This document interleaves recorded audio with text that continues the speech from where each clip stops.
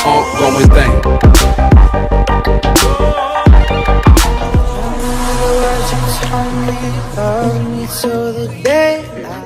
Assalamualaikum warahmatullahi wabarakatuh. Saya Sikra Nabila, NIM 19110114 dari Prodi S1 Farmasi semester 2B. Di sini saya akan memaparkan atau mempresentasikan materi tentang oral suspensi. Simak video berikut. Cekidat. Baik teman-teman, di sini ada biodata saya. Dan sekarang mari kita bahas apa itu suspensi. Di sini ada pengertian suspensi. Suspensi adalah sistem heterogen jenis padat dalam cairan, di mana fase dalam terdispersi merupakan bahan padat, sedangkan fase luar pendispersi pembawa merupakan cairan. Suspensi dapat didefinisikan sebagai preparat mengandung partikel obat yang terbagi secara halus disebarkan secara merata dalam pembawa, di mana yang menunjukkan obat kelarutan yang sangat minim. Di sini ada definisi suspensi menurut Farmakope. Menurut Farmakope 1 edisi 4, suspensi adalah sediaan cair yang mengandung partikel padat tidak larut yang terdispersi dalam fase cair. Menurut Farmakope 1 edisi 3, suspensi adalah sediaan yang mengandung bahan padat dalam bentuk halus dan tidak larut, terdispersi dalam cairan pembawa. Suspensi dalam bidang farmasi yaitu suspensi dispersi kasar, di mana partikel zat padat yang tidak larut terdispersi dalam suatu medium cair, suatu dispersi kasar di fase internal dan tersebar merata di seluruh fase eksternal. Apa itu fase internal dan eksternal? Fase internal itu terdiri dari partikel padat yang tidak larut memiliki berbagai ukuran tertentu yang dipertahankan secara merata dengan satu atau kombinasi suspensi agent. Fase eksternal itu medium suspensi umumnya berair dalam beberapa contoh bisa berupa cairan, organik, atau berminyak untuk penggunaan non-oral. Di sini ada karakteristik suspensi, yaitu 1. Mempunyai ukuran partikel kurang dari 10 sampai 5 cm. Dapat dilihat dengan bantuan mikroskop dan dapat disaring menggunakan kertas saring khusus. Bersifat labil, artinya tidak tahan lama dan bersifat berubah-ubah, mudah mengalami koagulasi dan masuk sistem heterogen. Syarat sediaan suspensi. Suatu sediaan yang baik harus memenuhi syarat, yaitu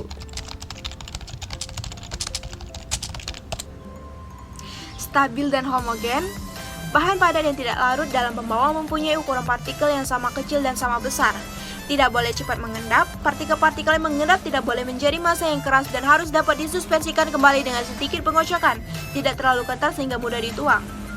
Di sini ada tujuan pemberian bentuk suspensi, yaitu bahan obat tidak larut tetapi diinginkan sediaan bentuk suspensi, misal untuk penderita yang tidak dapat menelan sediaan obat atau tablet, kapsul untuk sediaan parenteral, injeksi mempermudah penggunaan untuk pemakaian menjadi lebih baik, dan untuk memperbesar stabilitas dari bahan obat untuk membentuk larutan dalam air. Contohnya itu bisa kalian lihat di sini.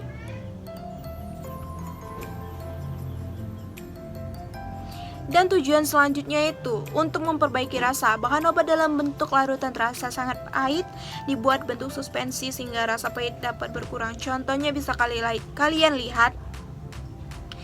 Dan tujuan lainnya itu untuk memperlama khasiat. Contoh injeksi suspensi intramuskular.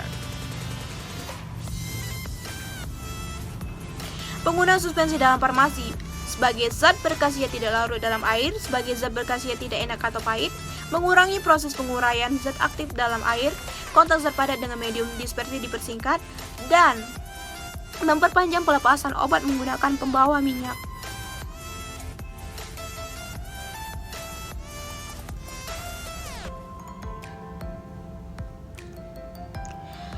Keuntungan dan kerugian suspensi. Keuntungannya itu adalah suspensi dapat meningkatkan stabilitas kimia obat tertentu. Contoh suspensi prokain penisilin G. Untuk ketersediaan hayati sebagai berikut contohnya: larutan menjadi suspensi, menjadi kapsul, menjadi kompresi tablet, menjadi kos tablet. Durasi dan onset of action dapat dikendalikan. Contoh suspensi protamin, insulin, dan insulin chlorampenik. Kerugian dari suspensi itu sebagai stabilitas fisik, sedimentasi, dan pemadatan dalam menimbulkan masalah, memerlukan perawatan cukup besar selama masalah penanganan dan transportasi, sulit untuk memformulasinya, keseragaman dan ketepatan dosis tidak dapat dicapai. Jenis-jenis suspensi itu Ada suspensi oral, ada sedian cair yang mengandung partikel padat dalam bentuk halus yang terdispersi dalam fase cair dengan bahan pangaroma yang sesuai dengan tujuan untuk penggunaan oral. Suspensi topikal ini sedian cair yang mengandung partikel padat dalam bentuk halus yang terdispersi dalam pembawa air yang ditujukan untuk penggunaan pada kulit. Suspensi tetes telinga adalah sedian cair yang mengandung partikel-partikel halus yang ditujukan untuk diteteskan pada telinga bagian luar.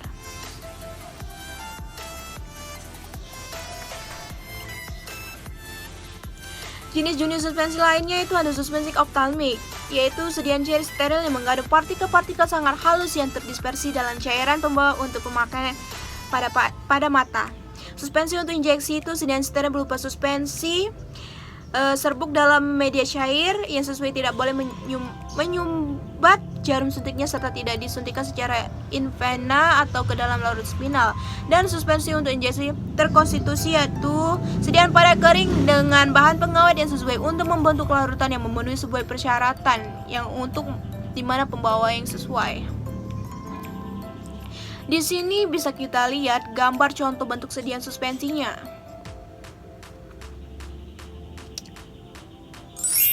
yaitu suspensi oral, gambar suspensi topikal, ini adalah suspensi injeksi, suspensi serbuk, suspensi optalmik, dan suspensi tetes telinga.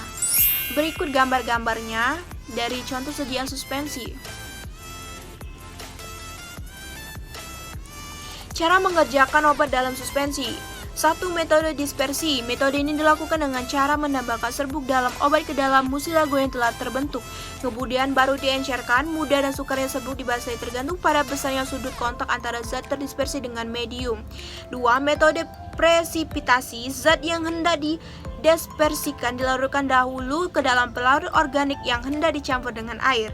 Setelah larut dalam pelarut organik, larutan zat ini kemudian diencerkan dengan larutan pensuspensi dalam air sehingga akan terjadi endapan halus tersuspensi dengan bahan pensuspensi. Contohnya etanol, propilen glikol, dan polietileng glikol.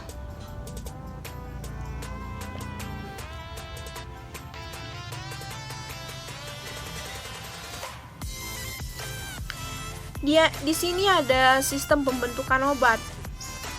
Sistem pembentukan suspensi itu ada dua cara, dengan flokulasi dan deplokulasi.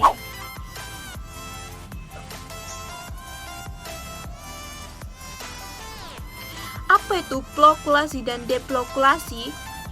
Di sini mari kita bahas tentang flokulasi dulu. Artikel merupakan aerogen yang bebas. Sedimentasi terjadi cepat, sedimen terbentuk cepat, sedimen tidak membentuk kek yang keras dan padat dan mudah terdispersi kembali seperti semula. Wujud suspensinya kurang bagus sebab sedimentasi terjadi dengan cepat dan di atasnya terjadi daerah cairan jernih dan nyata. Deplokulasi itu adalah partikel suspensi dalam keadaan terpisah satu dengan yang lainnya dan sedimentasinya terjadi dengan lambat. Lalu partikelnya mengendap dan sedimennya terbentuk lambat. Akhirnya sedimen akan membentuk kek yang keras dan sukar terdispersi kembali. Dan wujud suspensi bagus karena zat tersuspensi dalam waktu relatif lama. Faktor yang mempengaruhi stabilitas suspensi yaitu 1. Ukuran partikel. Hubungan antara ukuran partikel merupakan perbandingan dengan luas penampangnya, sedangkan antara luas penampang dengan daya tekan ke atas terhadap hubungan linear, artinya semakin kecil ukuran partikel, semakin besar penampangnya. Sedangkan semakin besar luas penampang partikel, daya tekanan ke atas cairan yang akan semakin besar. Akibatnya memperlambat gerakan partikel untuk mengendap, sehingga untuk memperlambat gerakan tersebut dapat dilakukan dengan memperkecil ukuran partikel. Lalu ada kekentalan atau viskositas. Kekentalan suatu cairan mempengaruhi pula kecepatan aliran cairan tersebut. Semakin kental suatu cairan, kecepatan aliran semakin turun atau semakin kecil. Lalu ada jumlah partikel konsentrasi. Jika dalam suatu ruangan terdapat partikel dalam jumlah besar, maka partikel akan sulit melakukan gerakan bebas karena sering terjadi benturan antara partikel tersebut.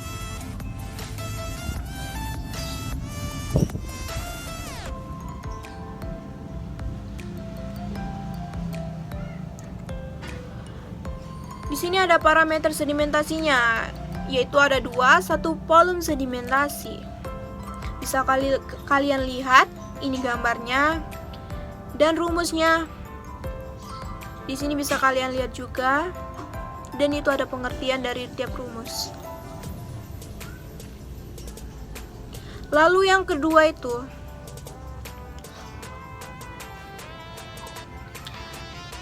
dari parameter sedimentasi itu adalah derajat flokulasi.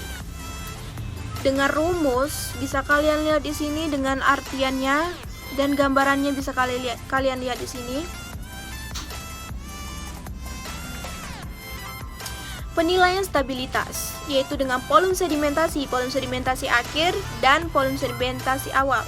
Derajat flokulasi, volume sedimentasi akhir dari suspensi flokulasi dan volume sedimentasi akhir dari suspensi deflokulasi. Metode reologinya, faktor sedimentasi dan menentukan perilaku pengendapan, mengatur pembawa dan susunan partikel, dan perubahan ukuran partikel digunakan untuk cara press detailing, yaitu suatu diturun naikkan sampai titik beku lalu dinaikkan hingga mencair.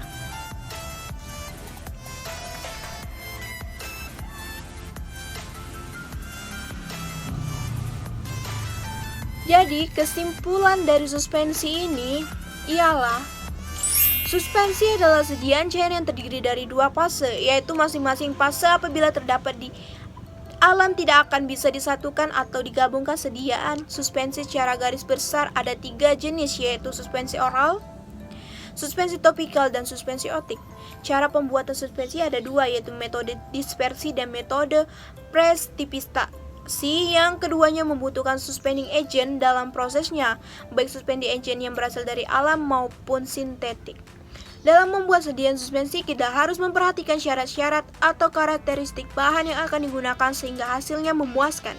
Kita juga harus mengetahui pengetahuan tentang kekurangan dan kelemahan dari sediaan suspensi, serta mengetahui faktor-faktor yang mempengaruhi formulasi pembuatan sediaan farmasi tersebut. Baiklah, apabila ada salah-salah penyebutan atau salah-salah kata di sini, saya mohon maaf. Oke guys, jadi sampai sini presentasi video yang saya sampaikan. Saya akhiri, wabillahi taufiq wal hidayah. Wassalamualaikum warahmatullahi wabarakatuh. Sampai ketemu di video selanjutnya. Bye bye. I have these lucid dreams where I can't move. 'Cause I'm lost in